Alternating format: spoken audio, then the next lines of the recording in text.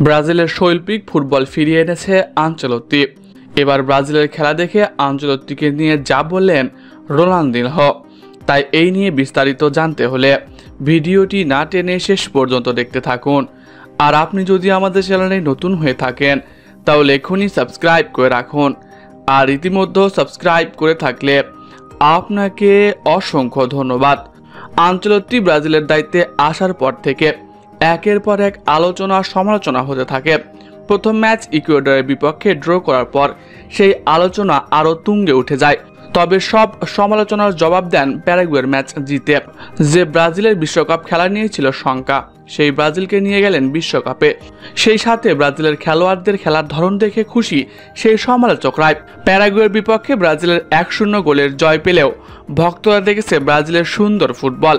টানা 2 ম্যাচে ক্লিনশিট ধরে রেখে কিভাবে জয় পেতে হয় তা দেখিয়ে দিল আনচেলত্তি। সেই সাথে পাসিং অ্যাকুরেসি থেকে শুরু করে ডিফেন্স দুই দিকে ছিল শক্তিমত্তা। তবে আক্রমণে কিছুটা নেইমারের অভাব বারবার বোধ করেছে আনচেলত্তির ব্রাজিল। তবে এবার ব্রাজিলের খেলা দেখে মুখ খুললেন সাবেক ব্রাজিলিয়ান সুপারস্টার রোনালদিনহো। তিনি বলেন, ব্রাজিলের খেলা দেখলাম, অনেকদিন পর সেই পুরনো ব্রাজিলকে দেখতে পেলাম। আনচেলত্তিকে ধন্যবাদ জানাতে চাই ব্রাজিলের শৈল্পিক ফুটবল ফিরিয়ে দেওয়ার জন্য। আমরা জানি সে কেমন মানের কোচ, সে কী ধরনের মানুষ, তাকে যোগ্য সম্মান দেওয়াটা আমাদের জরুরি। তিনি ব্রাজিলের স্বপ্ন পূরণে যোগ্য কোচ হতে পারে। দলে নেইমারের একটা অভাব সবসময় আমরা বোধ করেই থাকি।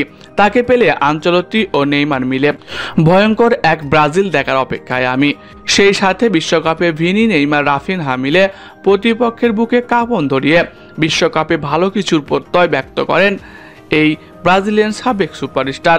বলা বাহুল্য যে আগামী উইন্ডোর আগেই ব্রাজিলের কয়েকটি প্রীতি ম্যাচ খেলার সিদ্ধান্ত নিয়েছে। তবে প্রতিপক্ষ এখন পর্যন্ত চূড়ান্ত হয়নি।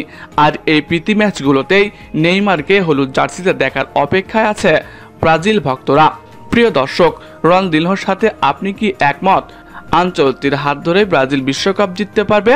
কমেন্ট করে জানাতে পারেন আপনার মন্তব্য। এছাড়াও খেলাধুলার সকল আপডেট সবার আগে পেতে হলে আমাদের চ্যানেলটি সাবস্ক্রাইব করতে ভুলবেন না। ধন্যবাদ সবাইকে।